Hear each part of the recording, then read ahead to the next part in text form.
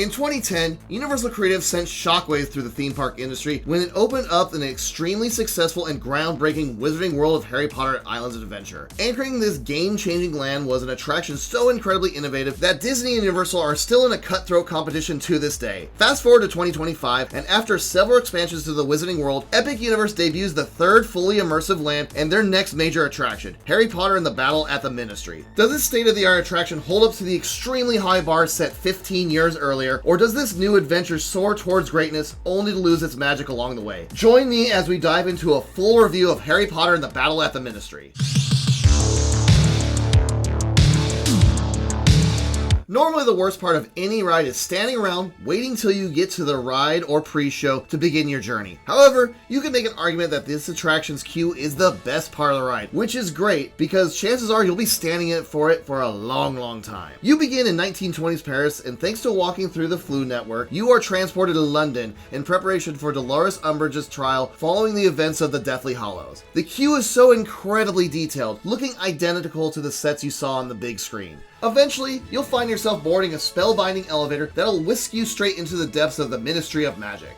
You begin going through the catacombs of the Ministry of Magic, heading to Umbridge's trial, mainly using video screens simulating a journey. You do feel the elevator moving in a way that does truly feel like you're zooming through the elevator network. In a twist that shocks no one, Umbridge escapes thanks to the remaining Death Eaters. From this point on, you enter a massive room where a combination of screens, practical sets, and animatronics bring the wizarding battle to life. The use of animatronics in front of the massive screens does truly sell this illusion. In particular, the Death Eaters bring an incredibly menacing and haunting image from the silver screen into reality. You find Umbridge, who has gotten to the time turner she is after, where her quest is to use the time turner to go back to Voldemort's second coming before it ends up falling flat on his face. And you are led into a chaos-filled chase with magical creatures stampeding through the Ministry. The chaos is mostly conveyed through the massive screens layered against the practical sets, but a towering animatronic of a rhino-like creature bursts into the scene, grounding the madness with a satisfying sense of physical realism. You catch up on Umbridge again, and the chaos once again erupts as the time room falls apart. I'm not entirely sure what the time room actually is since it's just shoehorned in for this attraction, but it hardly matters because at its center stands an astonishing lifelike Umbridge animatronic. Surrounded by a whirlwind of practical and digital effects, this moment captures the ride at its most ambitious and visually overwhelming. You finally find Umbridge in the courtroom where she belongs, brought in by Ron and Harry as she finally gets the sentence of life in Azkaban that everyone who watched this vile character all the way back from 2007 gets what she deserves.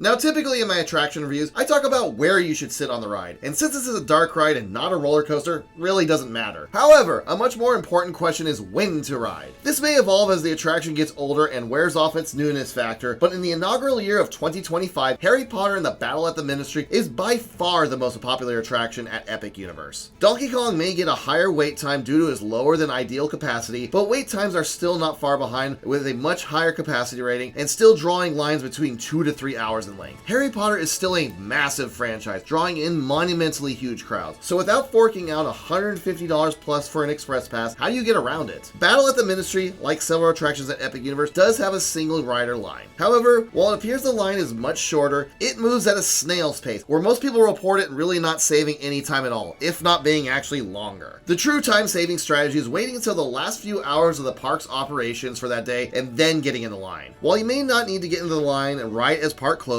you can commonly find wait times dropping below an hour as the end of the day approaches, sometimes as low as 20 minutes. Now, you do risk the risk of having the attraction break down on you at the end, which could lead to a queue dump, squashing your chances of getting that satisfaction of seeing Umbridge in chains, but I haven't heard of this happening too frequently, so I think it's well worth the small risk.